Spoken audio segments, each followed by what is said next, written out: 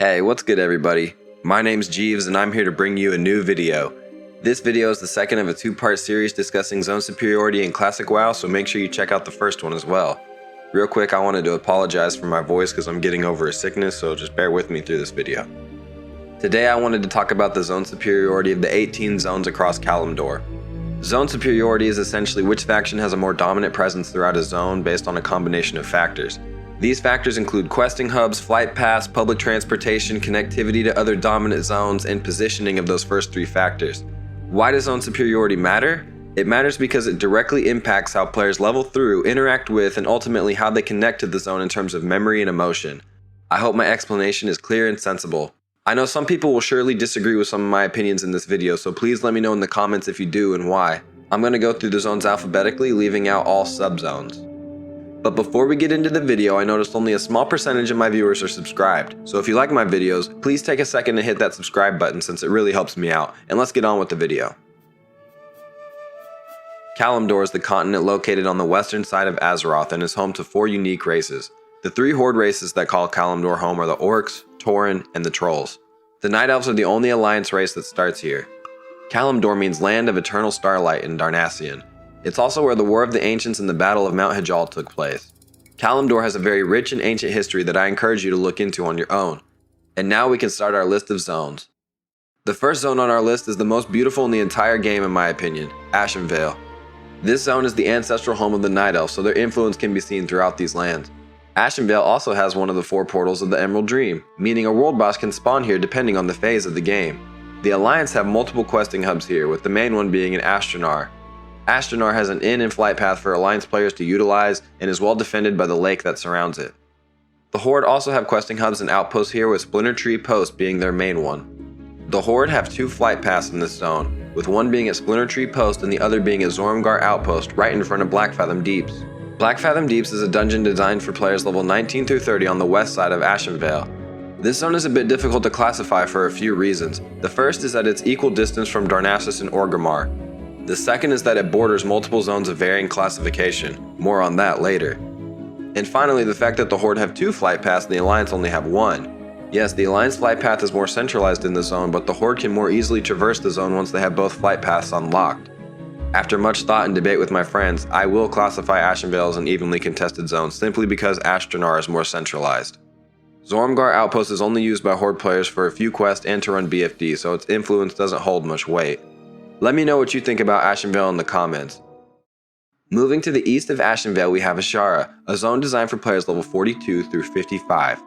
Ashara was ripped apart during the Sundering, which is evident by the ruins sprinkled across the zone.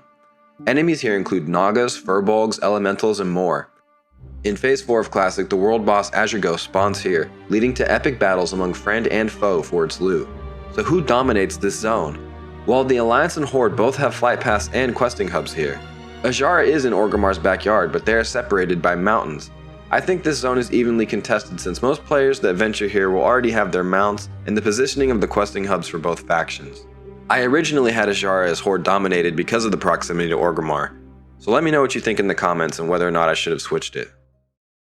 To the southwest of Ashara is the Barrens, a level 10 through 25 zone and the largest zone in the game in terms of area. Based on the savannas of Africa, the Barrens host a wide range of wildlife that mimic real-world counterparts. There are many hostile groups found throughout the Barrens, like the Harpies, Centaur, and Quillboar to name a few. The zone is so massive that it has 3 dungeons for players to conquer, tied with Feralus and second only to Tirisfal Glades. These dungeons include Wailing Caverns for levels 17 through 27, Razorfen Crawl for levels 32 through 42, and Razorfen Downs for levels 37 through 47. There are 2 main questing hubs for Horde players here, Crossroads and Camp Tarajo, which each have inns and flight paths. There's also a Steamweedle City on the east side of the zone that serves as a neutral questing hub. I'm of course talking about Ratchet. There's a boat from Ratchet that takes players to Booty Bay and STV, which is the only form of public transportation in the zone. It should be no surprise that I will be classifying the Barrens as a Horde-dominated zone. Next, we have Darkshore, a level 10 through 20 zone on the northwestern edge of Kalimdor. Darkshore was once a beautiful forest, and now its shores are littered with corpses and Murloc settlements. There is a single settlement here, Aberdeen, which is an Alliance port city that connects players to Darnassus and Menethil Harbor. Aberdeen also has many quests, a flight path, and an inn for Alliance players. There is no Horde presence in this zone. Darkshore is dominated by the Alliance.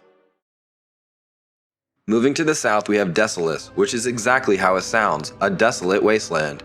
Home to the Centaur and Maradon, a level 30 through 39 dungeon. Desolus was once a thriving grassland until the Torn woke Princess Theradras, believing she was the Earth Mother. Once awoken, the princess consumed much of the energy in Desolus to restore her strength, leading to the zone we see today. But which faction dominates this zone? Well, both factions have questing hubs with inns and flight paths. The Horde have a second questing hub at the Kodo Graveyard, and honestly, that is enough to help them dominate the zone. Speaking of Horde-dominated zones, next we have Duratar, the starting zone for orcs and trolls. The orcs chose to settle here because Duratar reminded them of their home in Draenor. This rugged peninsula is also where the main Horde city, Orgrimmar, is located. There is a Zeppelin tower outside Orgrimmar that connects to Undercity and Stranglethorn Vale, which is 10 times more OP than any form of transportation available to the Alliance. The enemies here range from scorpids and boars to evil trolls on the Echo Isles like Zalazane. There is no Alliance presence in this zone. This is the most Horde-dominated zone in the whole game. Moving to the south, we find ourselves in Dusol Marsh, a level 33 through 50 zone full of corruption and dangerous foes. This zone is home to some endgame content like Onyxia's Lair and Alkaz Island. There is an outpost for both factions here, with the Alliance one being a bit more robust than the Horde one. The Alliance outpost, Theramore Isle, has public transportation for Alliance players that takes them to Menethil in the wetlands. Both factions have a multitude of quests to complete throughout the zone. When it comes to who dominates, there are a few factors we must consider. Yes, the Alliance have a much better outpost, but it isn't positioned as well as the Horde one. This zone also isn't too far from Orgrimmar, meaning Horde players can get there quite easily. Duswallow also borders the Barrens, which is a Horde-dominated zone. All these factors lead me to the conclusion that Dusol Marsh is an evenly contested zone. To the north of Ashenville is a forest corrupted by demonic magic, Felwood. This level 47 through 54 zone was corrupted during the Third War by Tichondrius using the Skull of Gul'dan. He did this to weaken the defenses around Mount Hajal. There is a neutral faction here that players can gain reputation with, the Timbermaw Furbolgs, who are trying to preserve their lands and fight against the corruption. There are also various world buffs players can acquire here from the plants that spawn throughout the zone. In terms of zone superiority, both factions have outposts and plenty of quests to do. There is also a neutral flight path found here. I think Felwood is a textbook example of an evenly contested zone. Way to the south is a vast rainforest called Feralus. Feralus is a level 41 through 50 zone that contains the Ogre Stronghold of Dire Maul, which contains 3 dungeons for players level 44 through 54. The Horde have an outpost and questing hub in the middle of the zone at Kamahachi. The Alliance have 2 outposts in the zone, one on the east side and one on the west side, with the western one being the main one. The outpost in the west is Feathermoon Stronghold on Feathermoon Isle. There is a boat that takes Alliance players to the island, which also has a flight path and an inn. To the east is Thalinar, which is right on the border between Feralus and Thousand Needles. This is a very small outpost, but a very important flight path for Alliance players to get. All these factors combine to make Feralus an evenly contested zone. At the very northern tip of Kalimdor lies the home of the Cenarian Circle, Moononglade. Moononglade is the only zone in the game that is entirely controlled by a neutral group. It is also the zone where druids go to complete their class quests and all the other suspicious things that druid players do. You know what I mean? The Lunar Festival also takes place in Moononglade once a year as a way for players to honor their ancestors. This zone is also where Malfurion Stormrage likes to take his naps. Moononglade is as evenly contested as they come. Right smack dab in the middle of Kalimdor lies the Tauren starting zone, Molore. These beautiful grassy plains are the wet dream of any ungulate. This zone also has the coolest Horde city in my opinion, Thunderbluff, a city perched on top of massive mesas. This is also the deadliest city in the game due to its verticality and whimsical jumping of its inhabitants. This verticality is also what makes Thunderbluff as safe as it is. Any Alliance army would have a difficult time taking this city.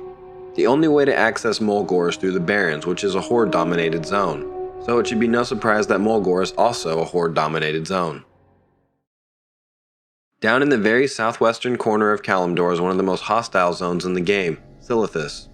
This desert is for players level 55 through 60 and has not one but 2 raid entrances here. In Phase 3, players gain access to the ruins of Encourage and Encourage, being the second to last raid tier before Naxxramas. Silathus was designed to be a contested zone with a neutral outpost in the center at Cenarian Hold. And by the way, people who have a fear of holes and bugs should avoid this zone at all costs. I will be classifying Silathus as an evenly contested zone. To the west of the Barrens is the Stone Talon Mountains, a zone full of danger and venture co-capitalism. These mountains are sacred to both the Night Elves and the Tauren because they like to do hippie stuff here. You can also find a crap ton of harpies and chimera in these mountains because this is where they breed. In terms of zone superiority, both factions have outposts here, but the Horde outpost is in a much better position right in the middle of the zone. The Alliance outpost is all the way at the top of the mountain, and Alliance players have to run past the Horde outpost to get to it. For this reason, and this reason alone, I am classifying the Stone Talon Mountains as a Horde-dominated zone. Down in the southeast corner of Kalimdor lies the harsh and arid desert of Tenaris. Tenaris is known for Gadget Sand, Noggenfogger Elixir, and Zul'Farrak, a dungeon for players level 40 through 50. Other things players can find here are the Steamweedle Port, the Caverns of Time, and the unopened gates of Uldum. Tenaris is one of those zones that I'm always proud to get to when I'm leveling because it makes me feel like I'm entering the mid-game of Classic. The only outpost here is a neutral one, and both players can get to Tenaris as easily as the other. Therefore, I'm classifying Tenaris as an evenly contested zone. The next zone on our list might be my favorite in the whole game since it's where I took my first steps in Azeroth back in July of 2007. I'm talking about Teldrasil, the Night Elf starting zone. Teldrasil is one of the coolest zones conceptually in my opinion and has some of the best music in the game. Night Elf players have many tasks to complete as they conquer this Giga Tree, and once they're done, they will find themselves in their capital city of Darnassus, which is kinda mid compared to the other cities. It should be no surprise that I'm classifying Teldrasil as Alliance dominated. Next up is a unique zone because it's a giant canyon full of mesas with a big salt flat at one end of it. Everyone knows I'm talking about Thousand Needles, which is for players level 24 through 35. There is one outpost in Thousand Needles called Free Wind Post, a Horde encampment perched on one of the formerly mentioned mesas. Thalanar is an Alliance outpost right on the border of Feralus and Thousand Needles, but it's technically in Feralus so I cannot include it in this zone's classification. The Raceway at Shimmering Flats has a lot of quests for Alliance and Horde players, one of which rewards the Carrot on a Stick trinket that grants 3% mount speed. Super OP. Thousand Needles is not very easy to get to for Alliance players, and they have no outpost in the zone, therefore I'm classifying it as Horde dominated. Our second to last zone is Angoro Crater, which is the exact zone 5-year-old me would have designed if Blizzard asked me to. It's full of dinosaurs, a volcano, tar pits, dinosaurs, gorillas, crystals, and did I mention dinosaurs? This prehistoric zone is one of the coolest in the game in my opinion and for players level 48 through 55. In terms of zone superiority, there is only one neutral outpost here at Marshall's Refuge, which has flight paths and quests for both factions. Angoro Crater is sandwiched between two evenly contested zones, so it'll also be classified as such.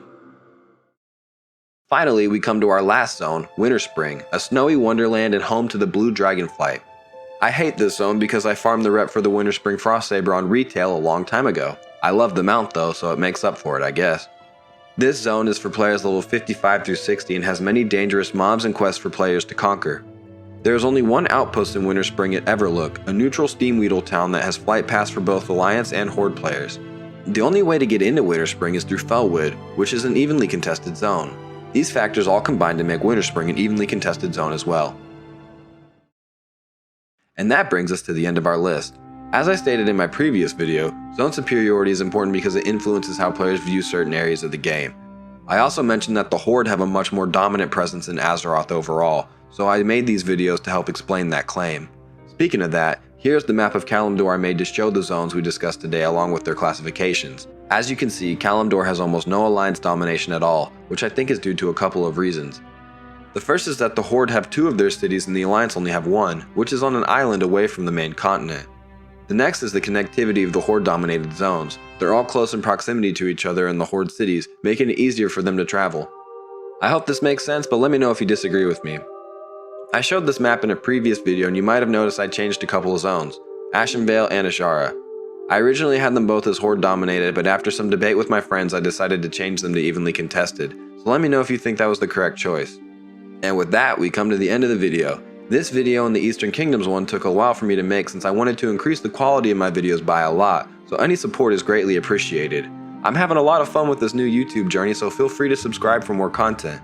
I plan to upload at least once a month from now on, and I would love to have you along for the ride. That's all I have for you today, and I'll see you again in the next video. Have a good one. Peace.